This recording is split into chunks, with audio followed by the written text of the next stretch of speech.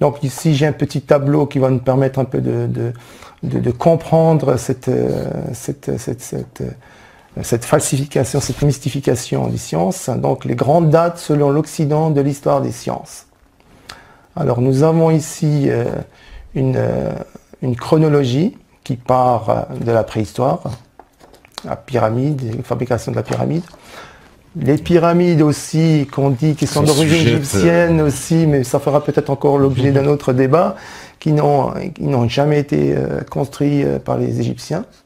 Malgré, oui, tout à fait, malgré bon, malgré les études, malgré l'égyptologie, mais bon, ça c'est un autre. Mais qui les aurait construits? Ça c'est encore peut-être c'est un autre sujet. Reste un peu concentré dans les sciences.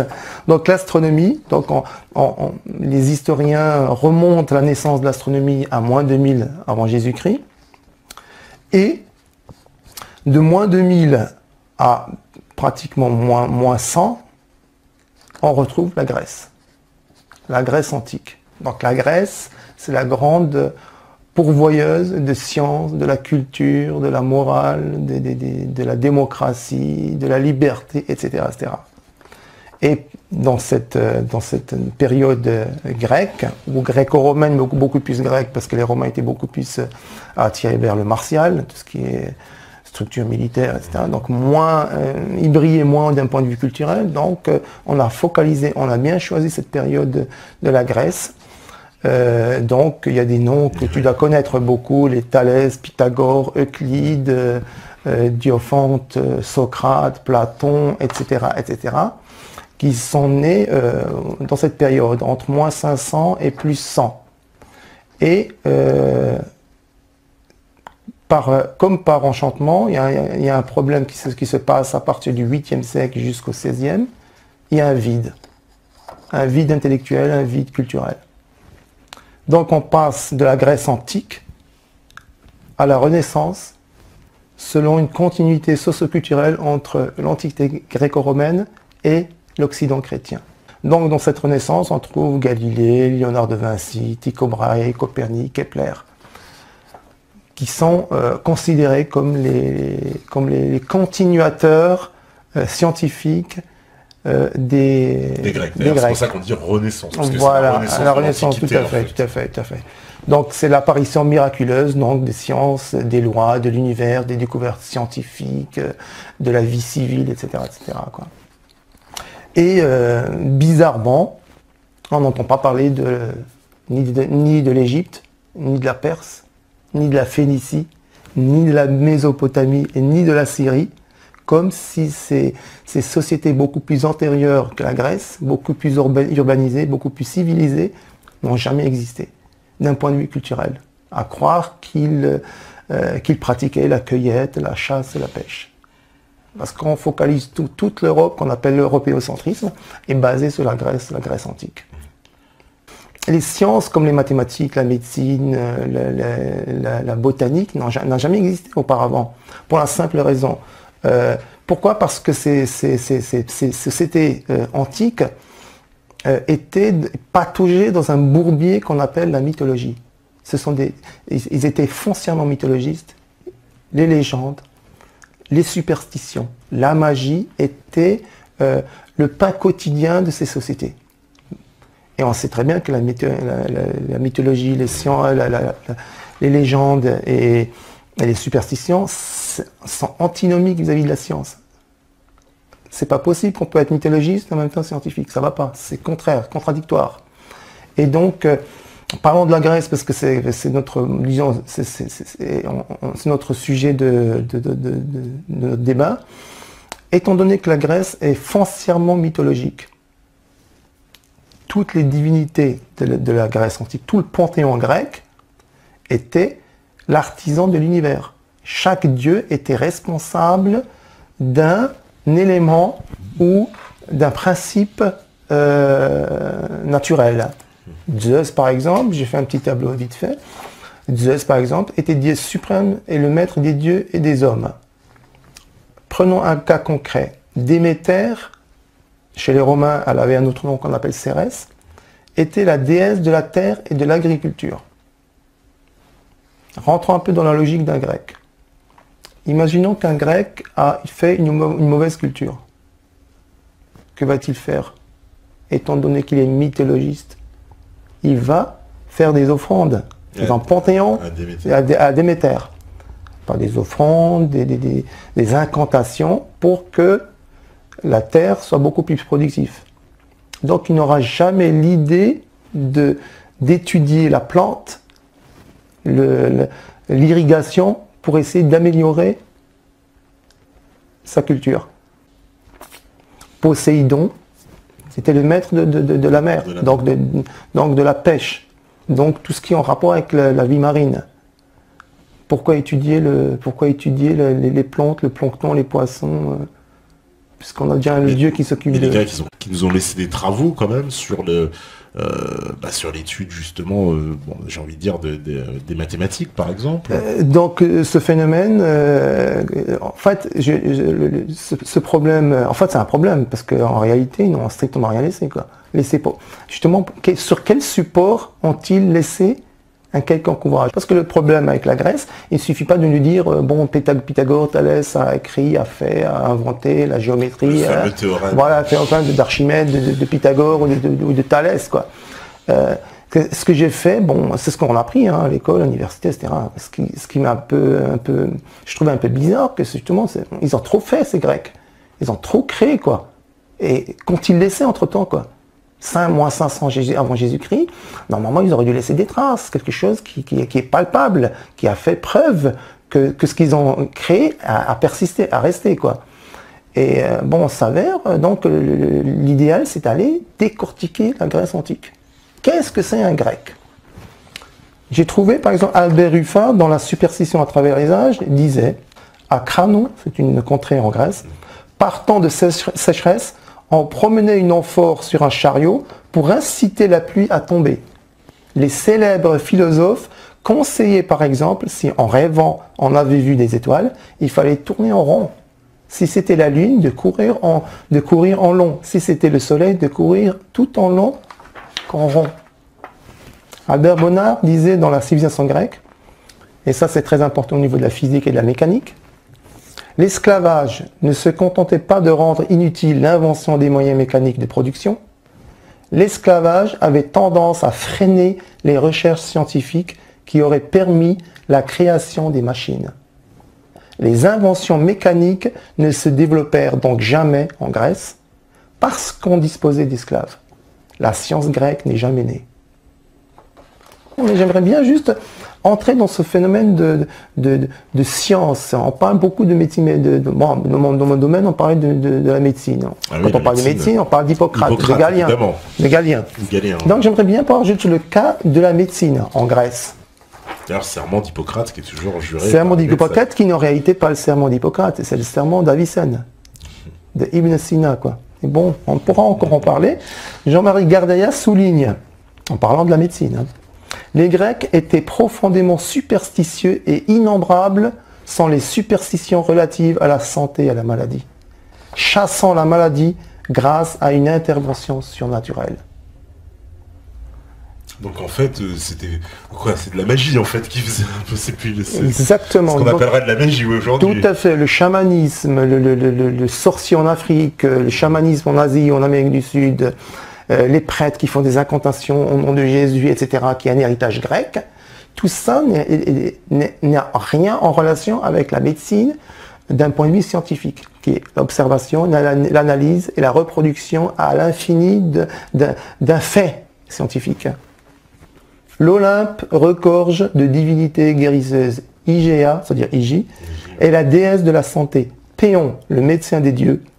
Diane Artémis, déesse des vierges, invoquée pour guérir les enfants. La déesse Eilitis Héra, confondue chez les Romains avec Junon et Géry, déesse de l'accouchement des femmes et des enfants.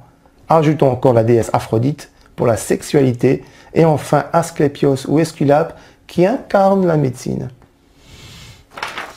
Donc ça, en plus, ce sont des auteurs français, c'est ça, qui ont fait des recherches approfondies sur la médecine grecque pour en connaître les racines exactement. Je peux montrer que bon, ce que j'affirme n'est pas quelque chose que je suis le seul à dire. Oui, voilà. Oui, Un étudiant en médecine qui préparait sa thèse, Jean-Bernard Boulet, en 1804, dans sa thèse de docteur en médecine à la faculté de Paris, nia catégoriquement l'existence du personnage Hippocrate.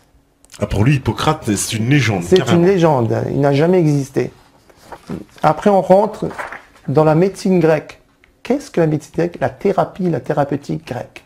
Comment les Grecs soignaient leur conception de la médecine? Thérapie, un mot grec aussi, en plus. En plus, voilà, c'est ça. Alors, certains remèdes grecs. Alors, menstrue en retard, par exemple, appliquer une araignée contre le sexe de la patiente. Bon, j'avoue, rester un peu. Placer une grenouille dans la poche du fiévreux. Ça, c'est. D'accord. Alors, la déficience mentale. Ah, ça c'est le top. C'est pas mal. Alors, placer la tête d'un individu intelligent contre la tête du malade. Ah. Là, j'avoue que ça, c'est la. Et donc, ça c'est la médecine grecque. Alors là, j'en vois une. Carie dentaire. Appliquer une dent de mort contre la dent cariée. Alors l'insomnie, voilà. Attacher une truie dans le lit du malade. Ça, c'est la médecine grecque. Ça, c'est la médecine grecque. Ça, c'est ce qu'on nous a toujours caché. La réalité, c'est ça. Parce que ce sont des pratiques qui étaient très d'usage courant dans l'Antiquité. On me dit, par exemple, une hémorragie. Voilà, donc juste pour te dire une petite... Ça, c'est la médecine grecque. En parallèle, la médecine musulmane qui est apparue à partir du 9e siècle. Et tu verras la différence. Donc, il y a deux façons de traiter. Une façon grecque et la façon musulmane. Une hémorragie, donc cautérisation au fer rouge. Donc, en gros, on brûle tout. Quoi. Tout à fait, voilà. Tout est brûlé. Alors que dans la médecine musulmane, tu dis ligature des vaisseaux. Ouais. Ce qui semble être plus proche de la médecine moderne. La cataracte. Alors, cataracte, problème aux yeux. Alors, dans la médecine grecque, application de l'œil droit de la grenouille et du serpent sur l'œil infecté. Déjà, il faut se mettre une grenouille et un serpent dans l'œil. Alors que pour la médecine musulmane, on me dit résorption totale par une aiguille creuse. Tout à fait. Un des fondateurs de l'ophtalmologie, qui s'appelle Al-Mawsili, a découvert, a mis au point des opérations de la cataracte par ponction à l'aiguille creuse, sous anesthésie locale, à base de hashish, donc il le faisait par pratique courante. Oui, l'anesthésie. Anesthésie qui a été, alors ça pour le coup c'est quand même admis, c'est la médecine musulmane qui a ramené l'anesthésie, ça, conjonctivite. Donc appliquer l'œil droit de la grenouille et du serpent sur l'œil affecté. C'est horrible. Et ça, c'était ça la médecine grecque. La médecine grecque. Ça, on ne l'apprend pas sur les bancs de la faculté de médecine. On parle toujours de Galien, d'Hippocrate. Il a écrit un livre en parlant par exemple même de Platon, Platon le Timée, l'éthique de Socrate. Le problème, qu'est-ce qu'un livre? Tu as déjà vu l'école d'Athènes? Oui, l'école d'Athènes, où on remarque Aristote tenant l'éthique, Platon à côté de lui tenant le Timée. Un peu plus loin, Pythagore qui est en train d'écrire sur un livre. Derrière lui, il y a un personnage affublé d'un chèche qu'on peut apercevoir comme Averroès, et qui essaye de copier un peu par-dessus l'épaule. Voilà, et un peu plus loin vers la droite, on retrouve Euclide et Archimède. Ça, c'est l'école d'Athènes, la fresque de Raffaello de Sanzio, qui se trouve au Palais du Vatican, à la Chambre des Signatures. C'est une fresque pour marquer la conscience des individus. Quand on remarque la fresque de Raffaello, on retrouve des livres. Aristote, Platon, Socrate, mais certains ils vont vous dire, mais bon, c'est symbolique et tout. Mais la conscience collective des gens, c'est un livre. Un livre est un livre. Qu'est-ce qu'un livre en réalité? Qu'est-ce qu'un livre? Qu'est-ce qu'un livre? Un livre est la réunion de plusieurs feuilles entre elles qui donnent un livre, c'est-à-dire un codex, qu'on appelle en latin un liber, quoi. La définition même du Larousse, le livre se définit comme une réunion de plusieurs feuilles de papier servant de support à un texte manuscrit ou imprimé. Donc, puisqu'on nous dit que ces livres ont été écrits par Hippocrate, par Galien, par Thalès, ils ont écrit des ouvrages de mathématiques, de géométrie, de médecine, de chirurgie, de botanique, matériel médical de Dioscoride, etc., quoi. Sur quel support ont-ils écrit? D'après ce qu'ils nous disent, et ils nous l'imposent sur des livres. Donc le livre, d'après cette définition, on n'en a jamais trouvé un seul vestige. Il n'y a aucun livre. C'est-à-dire Mais il n'existe pas. Même d'un point de vue archéologique, quand on fait des fouilles, ils ont fouillé la Grèce, ils ont fouillé Rome, ils ont fouillé, ils n'arrêtent pas de fouiller. Ils fouillent tout le temps. Jamais ils n'ont trouvé un vestige d'un quelconque livre. Imagine ce bouquin du rétablisme, je le jette dans une cave, je reviens 500 ans plus tard, je trouve, même s'il est dans un état déplorable, je trouve un peu, au moins la forme d'un livre, quoi. Je veux dire, un fragment d'un livre. Tiens, il ressemble à un livre. Fut un temps, c'était un livre. On voit que c'est un codex carré, voilà, rectangulaire, c'est un livre. Donc voilà. Aucun vestige, aucune fouille archéologique n'a jamais retrouvé. Rien du tout. Mais quoi, on a trouvé des textes quand même, non? C'est quoi ce texte? Sur quel support ont été faits ces textes? Quels sont les supports d'écriture de l'époque de l'Antiquité? Tablette de bois blanchi. Tablette de bois blanchi. C'est vrai qu'on n'a pas encore au papier. Hein. Voilà. On est très loin du papier. Tablette de bois enduit de cire. Ça, oui. Le parchemin à base de potane et de bovin, d'agneau, de chèvre, etc. Des tablettes d'argile. Sinon, plaques de bronze, plaques de pierre. Ah oui, les plaques de bronze, on en a retrouvé. Voilà, plaques de pierre. Ouais. Le papyrus, c'était... papyrus, ils ne pouvaient pas trop le commercialiser parce que c'est une entreprise d'État. Le pharaon avait le droit monopole absolu sur le papyrus. Donc la fabrication du papyrus servait à l'administration égyptienne et à la prêtrise, c'est-à-dire tout ce qui est acte religieux. La commercialisation du papyrus était très très très contrôlée parce qu'elle était très chère déjà pour fabriquer le papyrus. Et comme c'était un monopole d'État, donc ils ne pouvaient pas le... Et ce qu'ils arrivaient à en avoir, ça coûtait tellement cher qu'on ne pouvait pas écrire on ne pouvait pas s'en servir. Sur ce genre de support, on peut faire des estampes, on peut graver un petit peu, quoi. Mais il est impossible d'écrire un typé de 300, 400 pages actuelles. Imagine-toi un peu la quantité de pierres, c'est de la pierre, de bronze, des omoplates, voilà, tout à fait, ou de parchemin, etc. Impossible. Peut-être pour une estampe, pour une gravure, on peut, peut-être, mais ça reste toujours très très limité, quoi. C'était un petit texte, mais il est impossible d'écrire de longs textes. On peut faire de longs textes, par exemple, sur du papyrus, qu'on essaie de mettre sur un parchemin. Sur du parchemin, peut-être.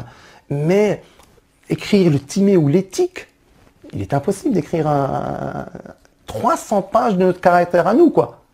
Donc il n'y a rien, en fait, il n'y a pas de traces, Eric. Aucune trace. On a quoi, des bribes de textes qui nous sont parvenus? C'est quoi comment on a attribué, par exemple, le théorème de Pythagore? On nous a dit...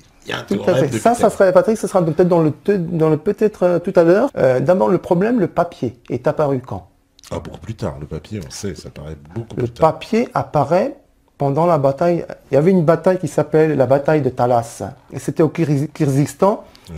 Kyrgyzstan, il y avait en Asie centrale. Donc voilà, l'Asie centrale. Donc, il y avait le monarque qui était converti à l'islam et qu'il demandait l'aide des musulmans parce que les Chinois arrivaient en masse pour l'obliger à payer un tribut. Donc, cette région donnait un tribut chaque année aux Chinois. Et comme à cette période, ils ne voulaient plus leur donner, les Chinois, par représailles, ont envoyé une armée. Il a demandé l'aide de Abu Abbas Safa, de la dynastie des Abbassides, oui, qui a envoyé le général Salih ibn Ziyad, c'était un grand général de l'époque de l'armée musulmane, qui est allé aider ce monarque.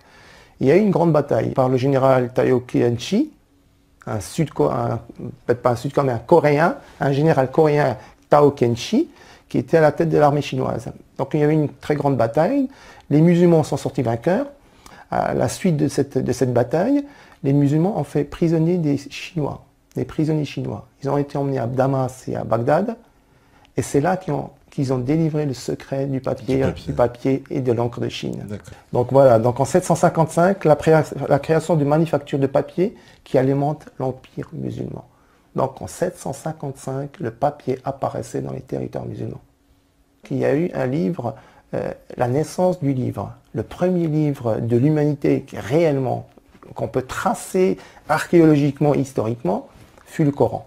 Donc la naissance du livre, le premier livre, en arabe on appelle ça Kitab. Kitab, c'est le livre.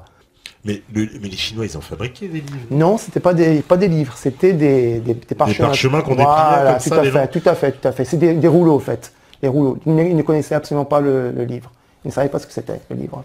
Le premier livre de l'histoire, au sens étymologique du terme, fut le Coran. Donc il se propage par ce moyen le plus rapidement. Aux quatre coins du monde, il est arrivé. Parce que déjà, au IXe siècle, les musulmans utilisaient l'impression xylographique. Au lieu que ce soit une imprimerie de type mobile, comme celui de Gutenberg, c'était une imprimerie de type fixe. On gravait le texte sur du bois, qu'on passait ensuite les feuilles de papier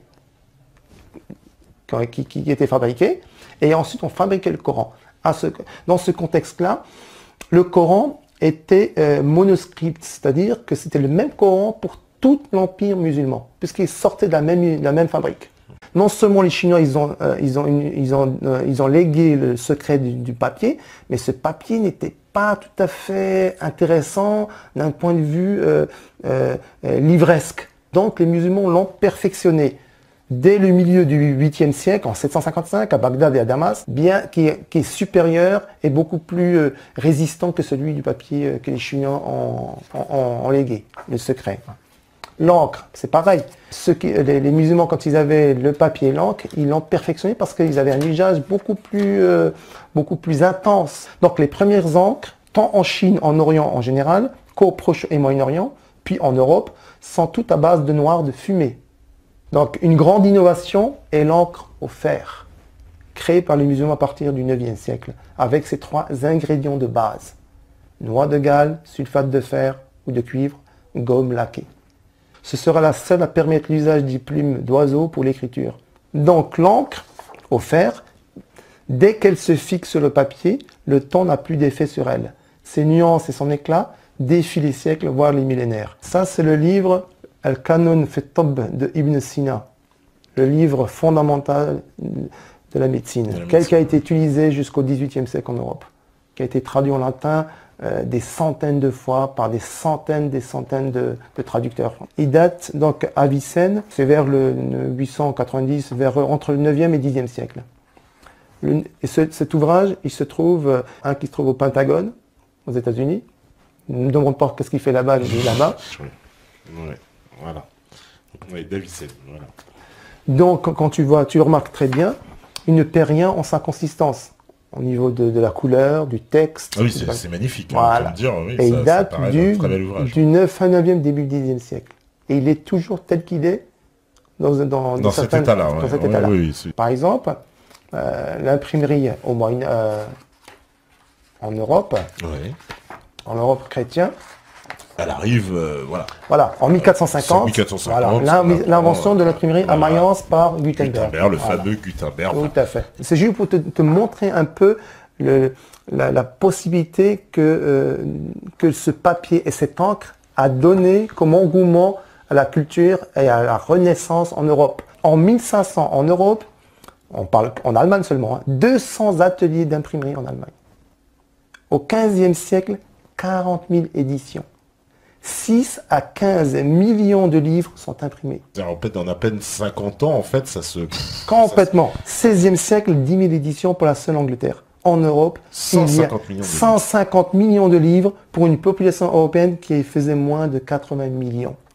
D'un passé culturel axé sur l'oralité, 99,9% de la population européenne ne savait pas lire ni écrire. Ils savaient ni écrire. En fait, c'était conservé, il faut bien le dire, par les moines qui étaient... L'Église, dans les scriptoriums, dans les monastères. Les riches aussi, alors? Oui, tout à fait, bien sûr. Parce que, bon, au départ, Gutenberg, lui, ce qu'il voulait, c'était un but lucratif. Il s'en contrefichait de la culture en Europe. Ce qu'il voulait, c'était faire de l'argent. D'ailleurs, ils étaient trois. Il y avait lui, qui était orfèvre. Donc orfèvre, ça veut dire qu'il savait graver. En fait, Donc il y avait un financier donc, qui finançait ses travaux. Hein. Donc il investissait, c'était un investisseur. Et le troisième était un copiste. Copiste spécialiste de langue arabe.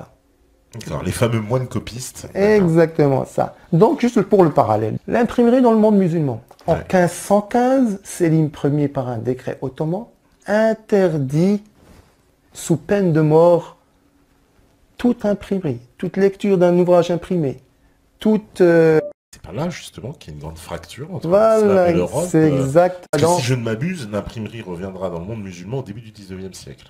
Je dirais même pour certains, après la décolonisation française. Après la décolonisation. Pourquoi l'islam a épousé si tardivement l'imprimerie? Mais voilà, on n'avait pas que c'était interdit, en fait. Tout à fait.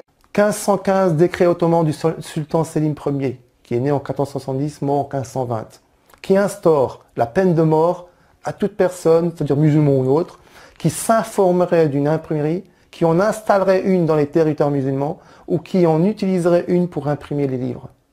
L'imprimerie sera finalement introduite qu'en 1727, exclusivement à Istanbul, par Ibrahim Mouterefika, qui est né en 1654, mort en 1745, pour y imprimer quelques misérables livres, dont un dictionnaire arabo-turc. Il faut attendre 18e siècle pour voir à peine arriver l'imprimerie. Alors qu'on est au 16e siècle. Et qu'il y avait déjà 150 millions d'ouvrages européens. Voilà, oui, voilà. Donc, j'ai envie de dire, ils perdent 3 siècles quasiment. C'est énorme. 3 siècles. Et un décret califal interdit à la population musulmane de lire, de s'introduire. Alors que même le principe fondamental de l'islam, c'est justement de lire et d'écrire, et s'informer, de s'instruire, la connaissance, le savoir, la science, etc. Donc juste pour revenir brièvement sur le cas Platon, par exemple, sur le fait de dire qu'en fait, les livres attribués, qu'on attribue à certains hypothétiques auteurs comme Platon, Aristote, Socrate, n'ont jamais existé. Nous avons démontré tout à l'heure que le support, déjà, il y a un problème au niveau du support. Au niveau archéologique, il n'y a jamais eu de vestige à ce niveau-là. Sur le papier qui n'existait pas, etc. Donc, en plus... Mais comment ils nous sont arrivés, ces textes de Platon, qui sont attribués à Platon? Tout à fait. Ces textes, justement, donc voilà, nous avons ici je ne sais pas si on peut le montrer, le Timée de Platon. Timée de Platon, c'était une version originale? Voilà, ça c'est la version imprimée. La version imprimée. Imprimée au 15e siècle. Au 15e siècle, voilà, tout à fait. Donc voilà.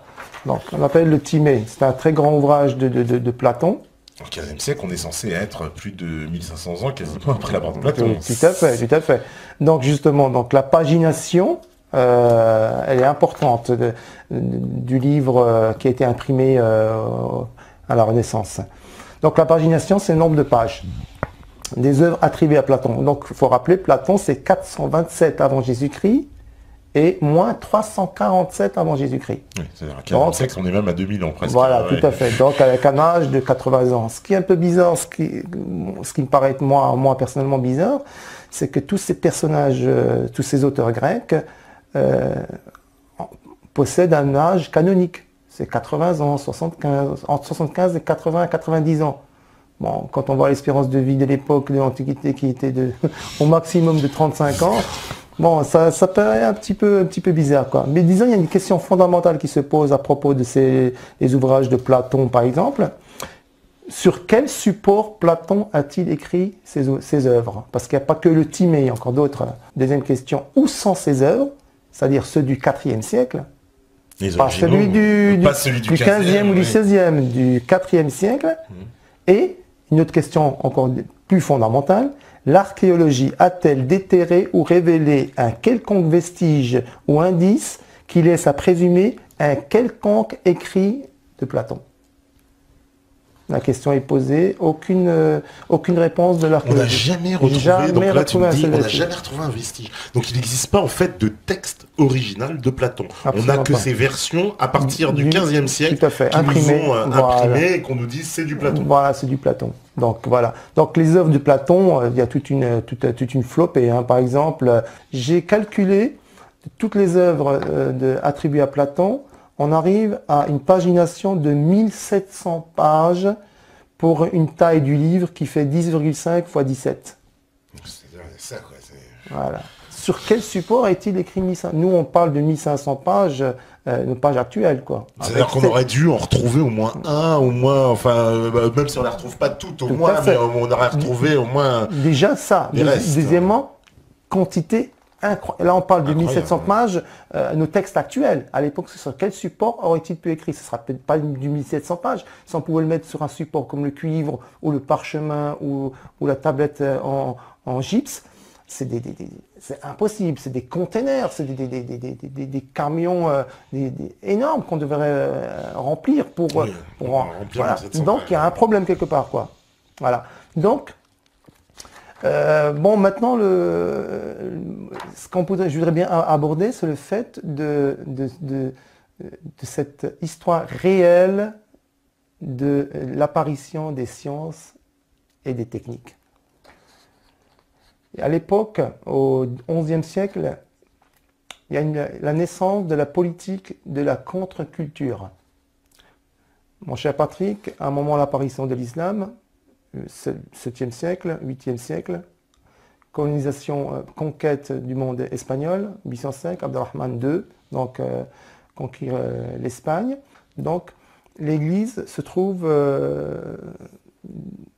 en face d'un ennemi qu'il faut absolument abattre. L'islam est à abattre. Ça, c'est la priorité. Je ne parle pas des croisades 1090, Urbain II, qui commençait à fomenter des troupes pour essayer d'aller combattre en Palestine. Mais ici, j'aimerais bien te lire un texte qui est vraiment la naissance même de cette haine viscérale de l'Église, du christianisme vis-à-vis de l'islam. L'abbé de Cluny. Ah, un personnage très important. Très important. Parce que c'est l'homme qui a traduit l'essentiel des ouvrages du latin à l'arabe, enfin de l'arabe au latin. D'ailleurs, il semble, alors tu vas nous confirmer juste en préambule, que le mot traduction vient à la base, quand on appelait faire une traduction, c'était traduire de l'arabe au latin. Et ensuite, c'est un terme qu'on a étendu à toutes les traductions. Donc là, je vais juste lire une petite... Bon, c'est un petit texte, mais qui en dit long sur cette naissance de cette politique de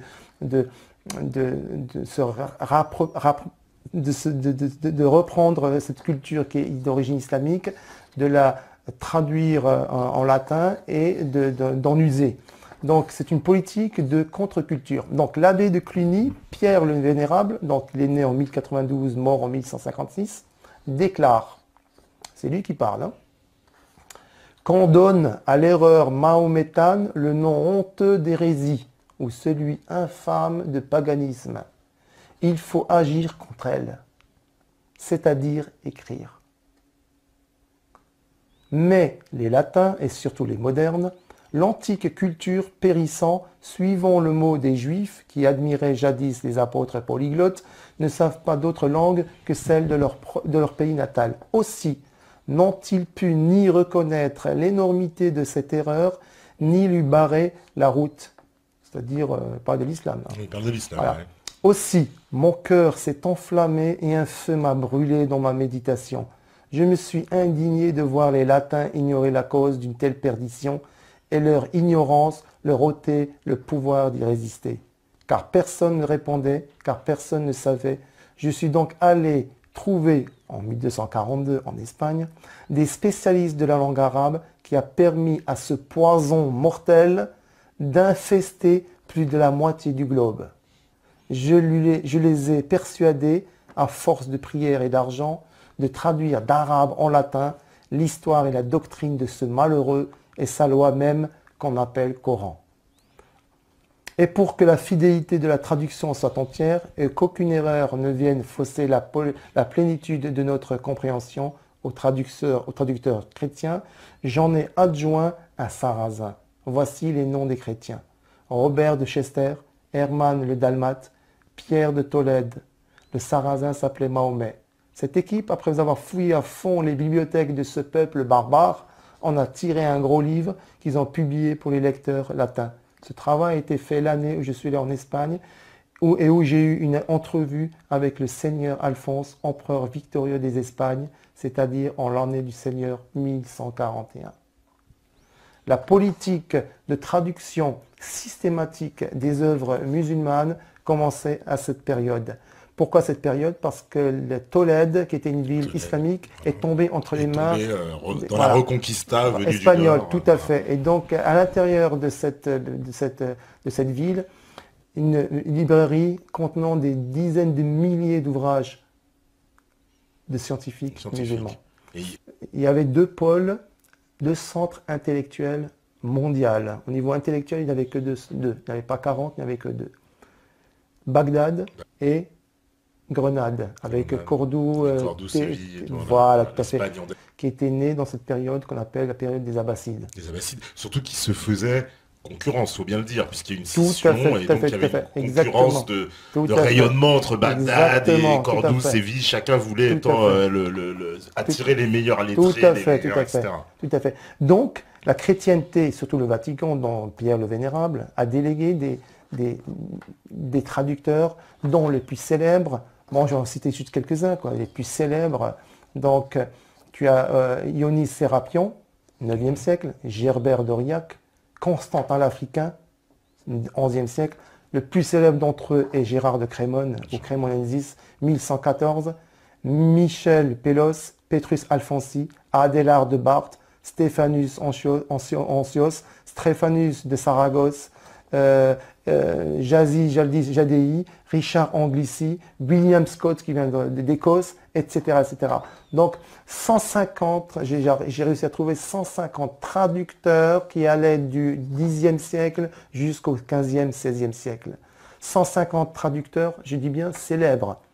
Je ne parle pas de ceux qui étaient de seconde main et je ne parle surtout pas des prêtres, des milliers de prêtres anonymes qui copiaient inlassablement et dans tous les monastères, les abbayes qui se trouvaient dans toute la chrétienté. Quand je dis toute la chrétienté, c'est l'Espagne, l'Italie, la France, l'Angleterre, l'Allemagne, etc., etc. Dont on retrouve actuellement la plupart qu'on appelle des incunables, c'est-à-dire écrits même de la main même des auteurs, qu'on retrouve toujours au Vatican. Dans les sous-sols du Vatican, ça. Donc les originaux, tu veux dire les originaux, ils sont là-bas. Ils sont tout à fait. Ils sont vraiment. Donc on a conservé, les originaux. Parce que la légende veut que on nous expliquait que les livres, une fois traduits, étaient brûlés. Non, jamais.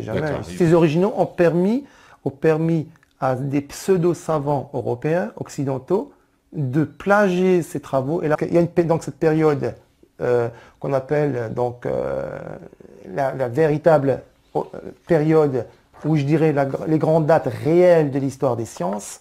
Donc c'est vrai qu'il y a une période qui va de la préhistoire jusqu'au moins 100, qu'on retrouve à cette période la Grèce. Donc qu'est-ce qu'il y avait dans cette période? C'est les mythologies, les légendes, les superstitions et la magie. Donc l'obscurantisme. Rien de scientifique, aucune science n'est jamais apparue à cette période-là. Même pas les mathématiques? Même pas les mathématiques. C'est vrai que ça paraît un peu... parce qu'on nous a expliqué les mathématiques, voilà, les théorèmes, j'invente pas, Thalès, Pythagore, etc. Et j'en passe. Tout à fait. Donc ces personnages que tu viens de citer ont été créés par les humanistes pendant la Renaissance. Donc, période européenne, c'est quoi? C'est de l'Antiquité jusqu'au bas et au Moyen-Âge. Donc surtout avant l'arrivée de l'islam. Mythologie, superstition, légende, partagée comme toutes les autres cultures, comme toutes les autres sociétés. Je ne vois pas de différence entre la société grecque et celle de la Perse ou celle de l'Égypte ou de la Phénicie. Voilà, c'est la mythologie, voilà, la superstition, donc l'occultisme, voilà, donc c'est ça le trait de caractère de ces sociétés. L'islam, 7e siècle, 8e siècle apparaît, la naissance des sciences. Pourquoi? Parce que les religions basaient leur pouvoir sur quoi? Sur l'ignorance des gens, l'obscurantisme. Ils contrôlaient les gens comme ça. Donc, toutes ces religions étaient la base fondamentale de l'homme avant l'arrivée de l'islam. L'islam, c'est pour ça que la plupart des gens ne connaissent pas l'islam. Qu'est-ce que l'islam? Bon, c'est une religion comme tous les autres. Non, c'est pas une religion comme tous les autres, c'est un mode de vie. Donc, pour évincer toutes les autres religions, il fallait qu'il y ait une autre religion qui est capable de détruire d'autres religions. Au niveau mental, au niveau psychique, c'est quoi? Une religion beaucoup plus puissante que les autres. Tout à fait. Et c'est pas une idéologie ou une philosophie qui va détruire la mythologie grecque. Ça, c'est impossible, quoi. Donc, dans cette période, l'islam est arrivé à détruire. À la place de la peur, de l'ignorance et de la terreur, elle a mis au point la connaissance, le savoir, l'alphabétisme, etc., etc. Donc, c'est une religion qui demande aux personnes qu'à étudier, qu'à connaître. Donc, on voit apparaître à partir justement de ce 8e siècle, tous les grands mathématiciens, je peux t'en citer quelques-uns, tu dois les connaître, Al-Khwarizmi, Jabir al-Riel, Abu Kamil, etc., etc. On pourra tout à l'heure parler de comment les sciences sont apparues à cette période. Comment et pourquoi. Mais avant tout, je vais te donner quelques petites définitions de l'histoire officielle de la Renaissance. Donc la Renaissance se définit comme un mouvement littéraire, artistique et scientifique qui eut lieu en Europe au XVe, XVIe siècle, qui était fondé sur l'imitation de l'Antiquité grecque.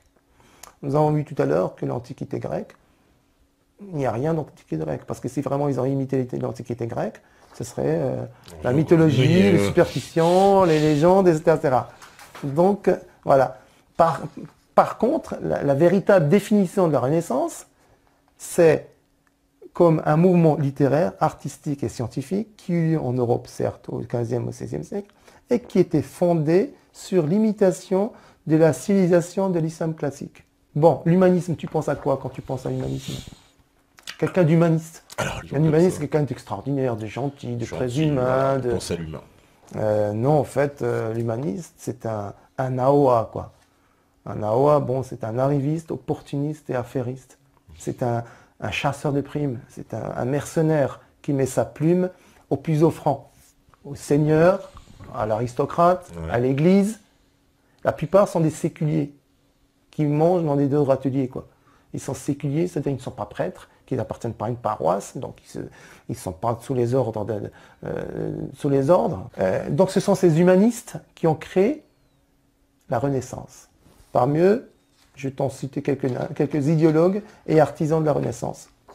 Maxime Planude, Thomas Magister, Démétrios Triclinios, Poggio Braccioni, comme de Médicis, Jean Argyropoulos, Georges Gemistos, Angelo Ambrogini, Marcille Ficin, Francesco Pétrarque, Didier Erasme de Rotterdam, Nicolas Krebs, Léonard de Vinci, Nicolas Machiavel, Jean-Pic de la Mirandole, Thomas More, François Rabelais, Michel de Montaigne, Ambroise Paré, Galileo, Thomas Hobbes, René Descartes, Spinoza, François. Voilà. Ce sont ces humanistes-là qui ont créé, qui ont inventé les savants grecs. Ils les ont inventés. De toutes pièces. Tu dis ni moi que c'est une invention. C'est une invention de toutes pièces. Alors c'est vrai que tu nous as démontré qu'il était fort difficile à l'époque, en tout cas, de pouvoir produire des textes. Donc ça voudrait dire que pour être clair, tu remets en cause la crédibilité des ouvrages qui nous sont présentés comme étant écrits par ces savants grecs, c'est-à-dire entre autres Platon. Tout à fait. Mais tu pourrais dire la même chose à Aristote, etc. Tout à fait. J'irais même dire que René Descartes, Ambroise Paré, Newton, etc. quoi. Donc bon, ça va encore plus loin. C'est-à-dire, si on a le temps tout à l'heure, je te montre des preuves irréfutables des travaux qui ont été faits au niveau de l'optique, qu'on retrouve bizarrement les mêmes chez René Descartes, qu'on symbolise comme l'esprit cartésien extraordinaire et tout. Bon, c'est un grand plagiaire, comme pas mal d'autres, quoi. Donc, juste pour te dire, en fait, la naissance de ces sciences. Donc, on sait qu'ils ne sont pas nés pendant cette période grecque. La science découle d'une religion ou croyance. Pour un chrétien, il est impossible, vu l'historique de l'Église et de l'attitude de l'Église vis-à-vis de la connaissance et du savoir, que la religion puisse créer ou produire la science. C'est antinomique, ça ne va pas. C'est pour ça qu'on dit toujours, oui, bon, il faut séparer la religion de la science. Ouais, ouais. Donc ça ne va pas. Pourtant, il y a une religion qui a créé la science. Dire que, par exemple, que l'univers est géré par des lois physiques. Ça ne rentre pas dans la mentalité d'un grec ou d'un perse ou d'un égyptien, puisqu'ils étaient mythologistes. Ils ne pouvaient pas, parce que bon, lui, Zeus, Terra, Apollon, Hermès, Neptune, donc, ou Amon-Ra, ou Osiris ou Isis, donc, ils gèrent l'univers. Donc voilà, dans son mental, il est impossible qu'on puisse créer quelque chose que l'univers soit géré par des lois. C'est pas possible, ça rentre pas dans leur tête, quoi. Et c'est là où je rentre dans un monde que celui du Coran, quoi. Mais dans le Coran, il y a 6236 versets, quoi. Donc, le Coran n'est pas un manuel de physique, hein. Ça, il faut bien le préciser. C'est pas un manuel de physique, c'est pas un manuel de mathématiques ni de biologie, mais c'est un outil réflexif. C'est un outil qui permet de réfléchir sur les erreurs, en réalité sur l'univers qui nous entoure. D'ailleurs, dans le Coran, un verset stipule, encourage, je dirais presque oblige l'homme à chercher à comprendre, la réflexion. Donc, de ce fait, je dis et je redis que la science est le garde-fou du Coran. Et le Coran est le garde-fou de la science. Pourquoi ? Parce que la science évite aux musulmans, ceux qui se disent adeptes du Coran, de tomber dans le zèle et le fanatisme. Et le Coran empêche la science de tomber dans les dérives que l'on connaît actuellement. C'est-à-dire tout ce qui est les organismes génétiquement modifiés, tout ce qui est en attrait avec l'écologie, qui est tout ce qui est avec la faune, la flore. Pourquoi ? Parce que coraniquement, la nature, l'univers, surtout la nature, quand je dis nature, c'est la flore et la faune, est un dépôt qui a été prêté à l'homme. C'est un dépôt. Il a la responsabilité. D'où le fait, l'écologie, c'est quelque chose de fondamental dans l'islam. Quand je veux dire, il n'y a pas de gaspillage, pas de destruction, respect absolu, etc., etc. Donc, on appelle ça une amena. Amena, c'est un dépôt que Dieu te prête pour tu peux l'utiliser. Et ce dépôt, grâce à l'intelligence humaine, il est vil de se prosterner devant les éléments. Pour Dieu, c'est quelque chose, c'est un affront. Comment tu peux, toi, en tant qu'humain, qui est au niveau pratique, je dirais, au niveau de l'univers, on est pratiquement au top, au niveau de la création, comment tu puisses te prosterner devant le feu, la pierre, la pluie, le tonnerre, alors que tu es là pour la contrôler. Et grâce à ton intelligence, tu peux contrôler la matière, les éléments, les univers. C'est pour ça que cette science, elle est née. Maintenant, une petite question. Pourquoi Mohamed Al-Khwarizmi, en 800-847, a inventé les mathématiques? Tu sais très bien qu'une science, une mathématique physique ou chimie, est née que par rapport à une utilité pratique. Et là, je reviens une petite parenthèse sur les Grecs. Admettons qu'ils ont fait les mathématiques. Ont-ils amélioré la vie grecque ou celle de l'Antiquité, des peuples autour? Jamais. On n'a jamais parlé. Par contre, Al-Khwarizmi, quand il a inventé les mathématiques, ayant réglé le problème divin, la verticalité entre lui et Dieu, un théologien, n'oublie pas qu'à l'époque du 8e jusqu'au 14e, c'est-à-dire l'époque de la civilisation de l'islam classique, la théologie, c'était le baccalauréat, quoi.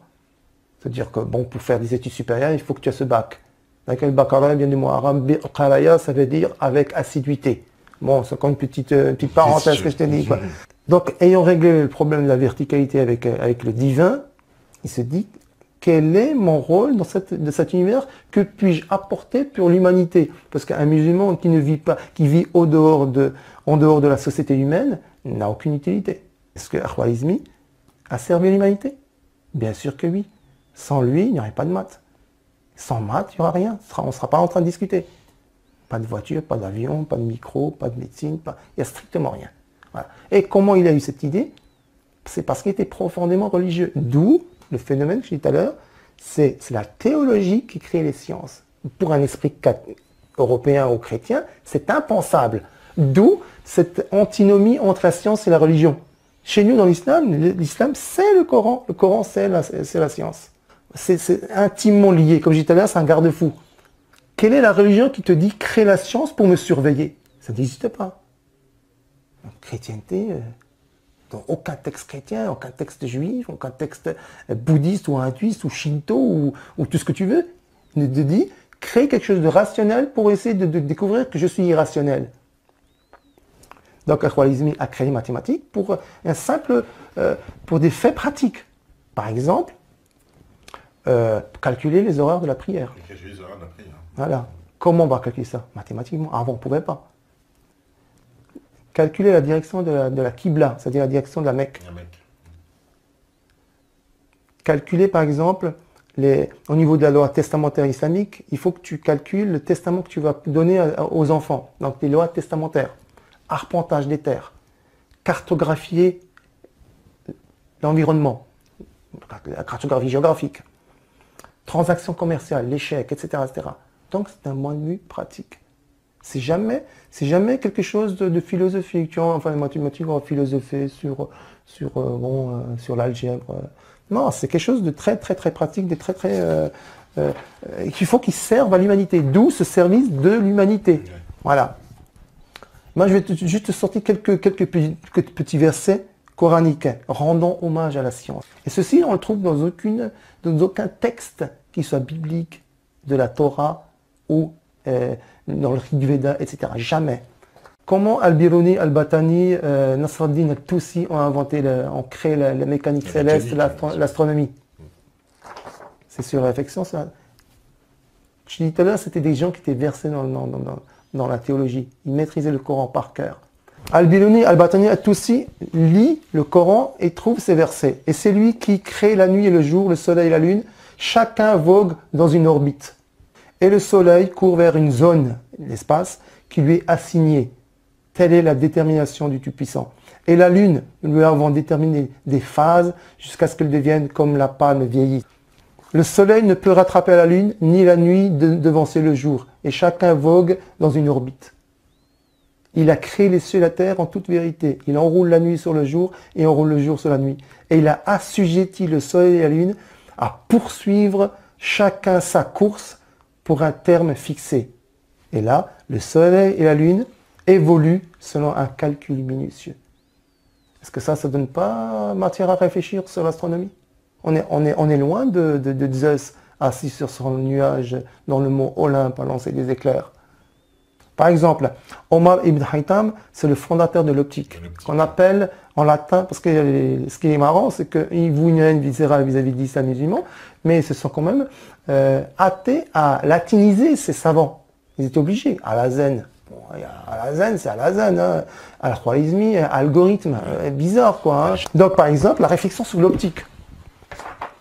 Et il a fait, en fait, cette réflexion, ce verset, on le trouve dans les mémoires de Al-Hazen, quand il écrit son bouquin Kitab al-Manazir sur l'optique, on retrouve comment il a été influencé, quoi. Un autre, réflexion sur la chimie, Jabir ibn Hayyan, Al-Kimia. Et il parle de la balance dans son traité Sandouk al-Hikma, le coffre de la sagesse. Jabir ibn Hayyan parle justement. Donc, il parle de l'infiniment petit de la matière, de l'atome, etc. Et il trouve encore toujours matière à réflexion dans des versets coraniques. Tu vois, le verset coranique, c'est le Coran, c'est pas un bouquin que tu prononces et tu dis tu vas mettre une bombe ou détruire des gens, quoi. Non, c'est un outil réflexif. Et des gens de l'époque, ils ont compris le contenu coranique. Tu me dis que on a inventé tous ces savants grecs qui n'ont jamais existé. Mais alors d'où vient aussi cette légende tenace qui nous dit que la civilisation musulmane, et cette civilisation musulmane, du côté européen, on nous en explique souvent que on nous a dit ah bah tiens ces savants musulmans en fait ont été puisés dans le savoir grec et puis ont ressuscité un savoir grec qu'ils ont amélioré. Tout ça, toi tu dis fadaise absolue. C'est ce qu'on parlait depuis tout à l'heure quoi. On a fadaise absolue. C'est-à-dire ils ont créé en fait la science de leur propre fait. Voilà. Mais on a inventé ça pourquoi alors pour cacher l'origine musulmane des sciences, c'est ça? Pierre le Vénérable, qu'est-ce qu'il disait? Bah, il était très en colère. C'est ça, très en colère. Et c'était créer une contre-culture. Si maintenant, Al-Khwarizmi était chrétien, est-ce qu'on aurait inventé un Pythagore, un Thalès ou un... Oui, en fait, toi, tu penses qu'on a vraiment donc inventé tout ça pour contrebalancer l'origine réelle tout à fait, parce que s'ils étaient, en fait, à travers ces musulmans et leurs connaissances phénoménales, ils ont quelque chose de faramineux, ils ont révolutionné la planète. Donc ces gens-là, la haine, ils représentent quelque chose de haineux, de viscéralement horrible. C'est quoi? C'est l'islam. Parce que ce sont des Mahométans, ce sont des musulmans. Ils professent une foi que l'Église a en haine. Ouais, il y a quand même une concurrence, bon, on va pas se leurrer, c'est vrai qu'il y a aussi une concurrence politique à l'époque, culturelle, militaire, comme tu... Tout à fait. C'est comme si elle disait maintenant, bon les gars, écoute au Vatican, écoutez, une nouvelle religion qui est arrivée, c'est notre business qui va être complètement foutu, quoi. Donc on n'a plus de business, donc ce qu'il faut faire, il faut éradiquer cette religion, par tous les moyens, quoi. Voilà. Et qu'est-ce qui est puissant, voilà. Sinon, non seulement on va perdre tous nos territoires, déjà on les a tous pratiquement perdus, hein, l'Orient, etc. Donc on a tout perdu. Deuxièmement, ça va faire des émules chez nous, nos propres oies, ils partent en Espagne pour s'informer des sciences, ils vont être mahométans dans quelques temps. Si on fait rien, il y aurait plus de chrétiens en Europe, quoi. Donc, il faut l'abattre par l'écriture. Donc, tu détruis par une contre-culture. Tu t'accapares la science et tu mets ça à la place. Certains ils n'ont pas pris les Romains parce que... Mais ce qui est complètement, j'ai envie de dire, complètement dingue dans cette affaire, c'est que au même moment, et moi je veux bien le comprendre, mais alors en face, moi je comprends pas Céline Ier, au moment où l'Europe, justement, à la limite, met en place sa contre-culture, met en place, on va dire, voilà, justement, on l'a vu, l'imprimerie explose, etc., lui se dit non, moi j'arrête. Mais c'est se tirer une balle dans le pied, puisque c'est précisément le moment où il va être submergé. Et il devrait avoir presque la réaction comme l'avait Cuny en disant ah d'accord, les Européens font beaucoup de livres, mais moi aussi il faut que je redouble d'efforts pour pouvoir rétablir une certaine vérité. Et au contraire, le fait d'arrêter de dire bah non, pas d'imprimerie, ça va complètement effondrer tout. Ça va donner l'avantage aux Européens puisqu'ils vont eux donner leur version des choses et envahir. C'est ça, et c'est exactement ça. Comment les chrétiens ont récupéré tous les ouvrages, toutes les traductions ont été traduites. Ensuite, on les a imprimés sous le nom des plagiaires, des Descartes, des Galilée, des Copernic, etc., etc., au même moment où on est presque dans un coup d'arrêt de l'expansion musulmane. Alors là, vraiment, on a l'impression que presque les musulmans là se mettent en veille. Il y a une espèce de comme on appuie sur pause, bon bah ça y est, on arrête notre avancée technologique et c'est terminé quoi. Juste pour clore cette histoire de savants, des savants musulmans fondateurs des sciences, qui ont inventé en même temps que la science qu'on appelle encore une autre science, qui est la science bibliographique.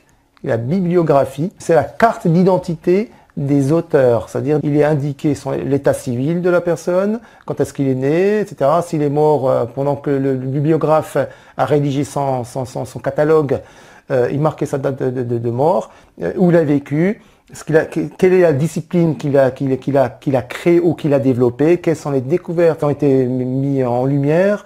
Je peux vous citer quelques noms de très très grands célèbres bibliographes.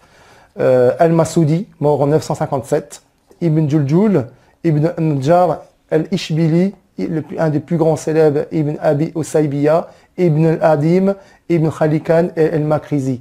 Ils ont noté donc un catalogue avec des notices des savants. Donc comme je disais tout à l'heure, je répète, donc la discipline, médecin, mathématicien, physicien, astronome, etc. Les découvertes qu'ils ont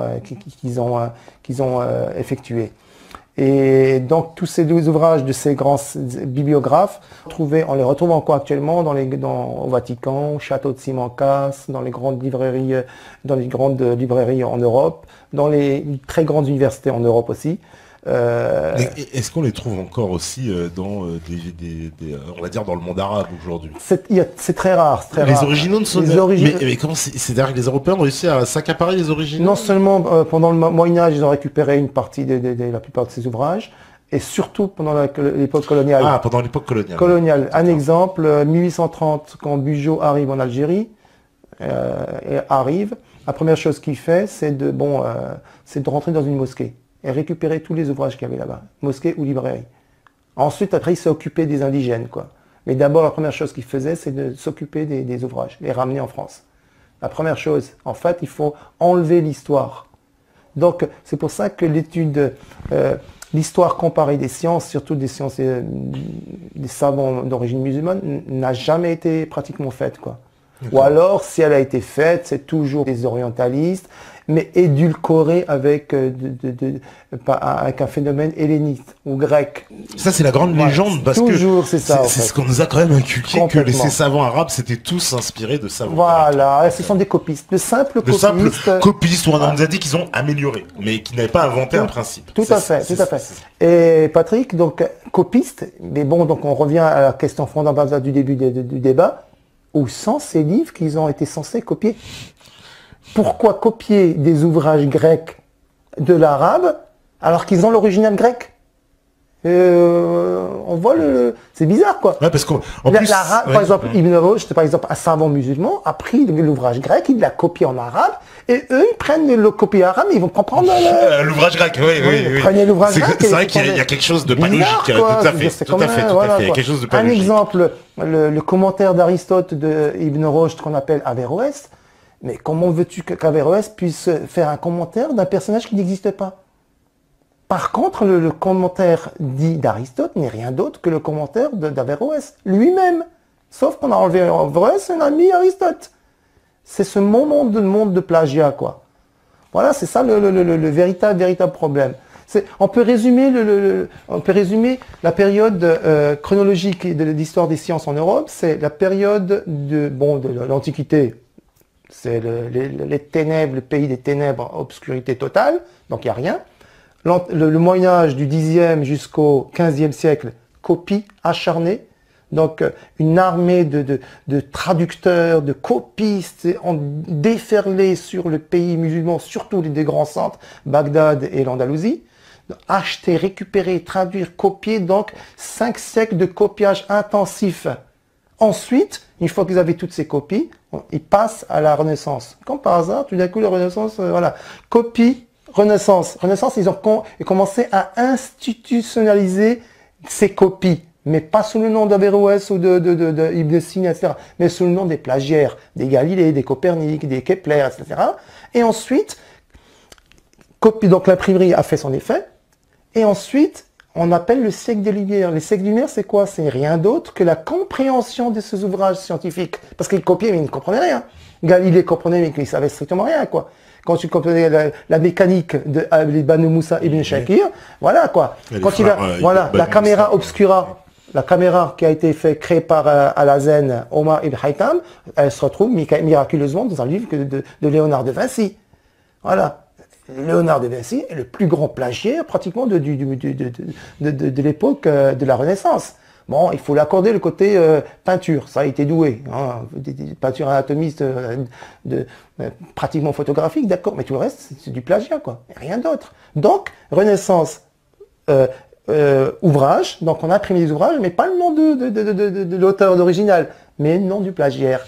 Et ensuite, le siècle des Lumières, c'est rien d'autre que la compréhension des mathématiques, d'où les Lambert, les Pascal, Blaise Pascal, Isaac Newton, etc. Donc ils comprenaient un peu ce qu'il y avait comme... Et ensuite, qu'est-ce qui se passe?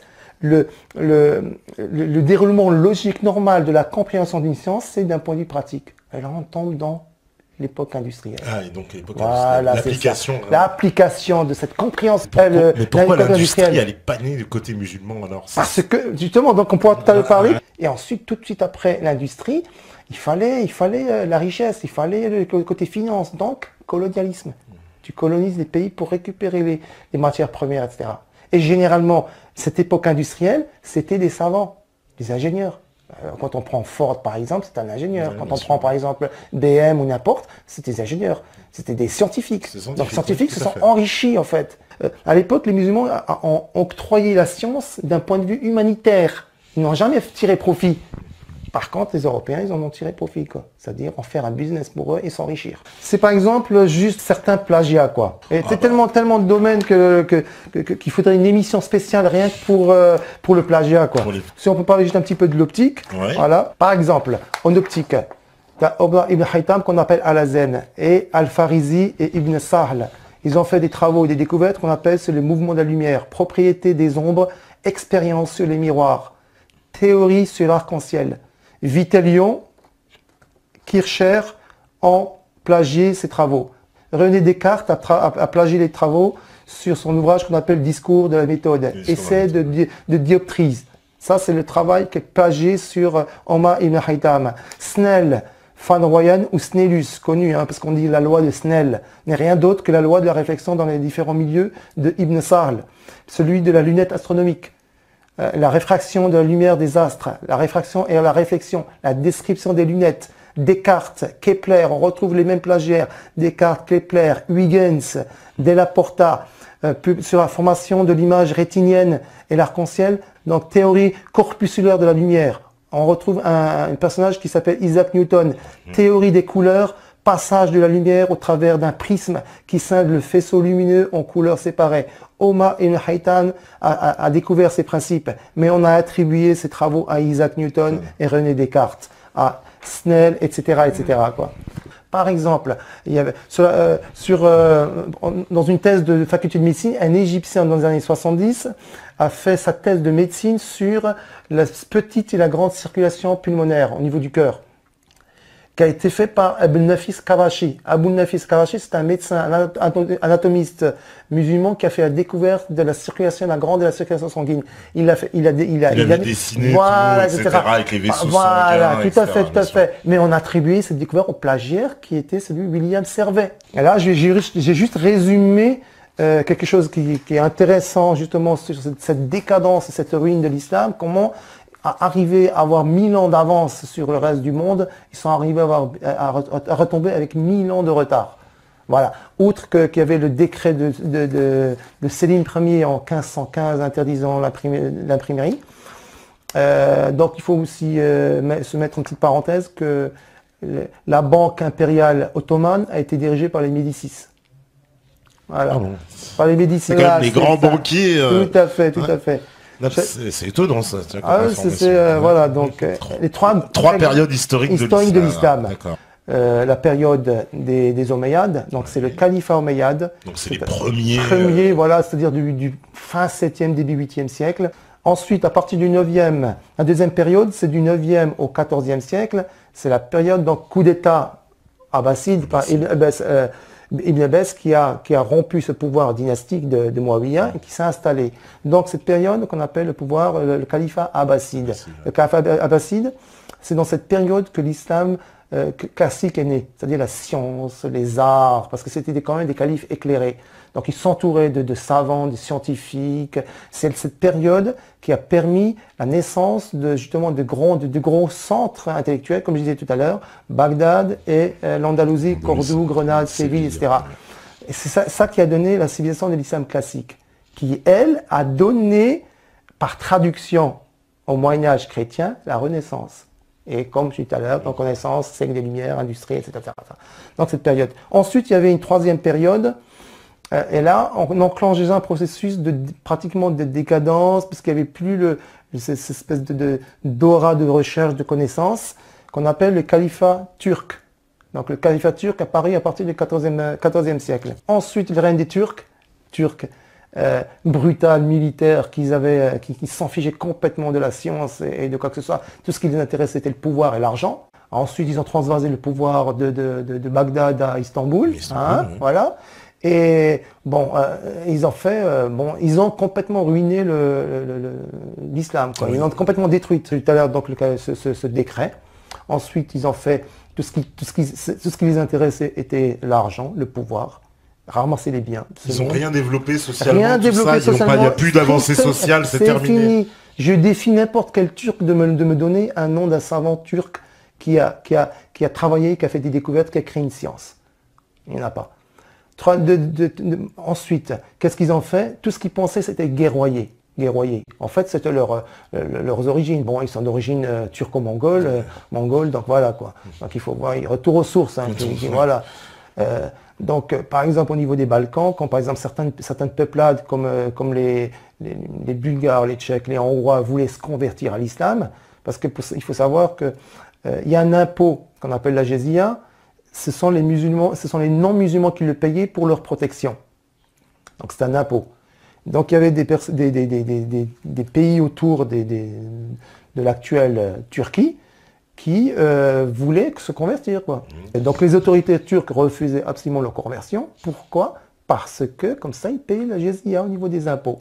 Donc pour en plus une question, j'ai envie de dire, c'est presque anti-musulman complètement. C'est-à-dire que pour des questions de capitalisme, on refuse la conversion spirituelle d'un peuple. C'est complètement... Tout à fait. Donc, ce qui les prédomine, c'était rien d'autre que l'argent. Et guerroyer, quoi. Donc, par exemple, quand ils allaient dans les Balkans, ils pillaient, ils ramenaient, ils tuaient ils pillaient, donc ils ramenaient des enfants. Les filles, ils en faisaient des concubines, où ils les mettaient en prostitution, où ils les vendaient. Et les garçons, qui les ramenaient, ils les mettaient dans les casernes. Dans les casernes, étant jeunes, donc ils les formaient dans l'armée. Et ça donnait des janissaires. Les janissaires, c'est une troupe d'élite militaire turque qui patrouillait tout l'Empire et qui était envoyée pour les sales besognes. Par exemple, en Afrique du Nord, ils patrouillaient en Afrique du Nord, par exemple en Algérie, qui normalement était un pays musulman, donc ils ne payaient pas la jizya parce que c'était un pays musulman. Et pourtant, ils envoyaient leurs janissaires pour récupérer les impôts. Voilà, donc c'est ça. Ensuite, par exemple, qu'ont-ils fait pendant la conquête de l'Amérique? Ils étaient pourtant les maîtres de la Méditerranée avec leurs vaisseaux. Ouais. Rien. Tout le monde s'est lancé dans la conquête de l'Amérique, sauf eux. Qu'est-ce qui se faisait?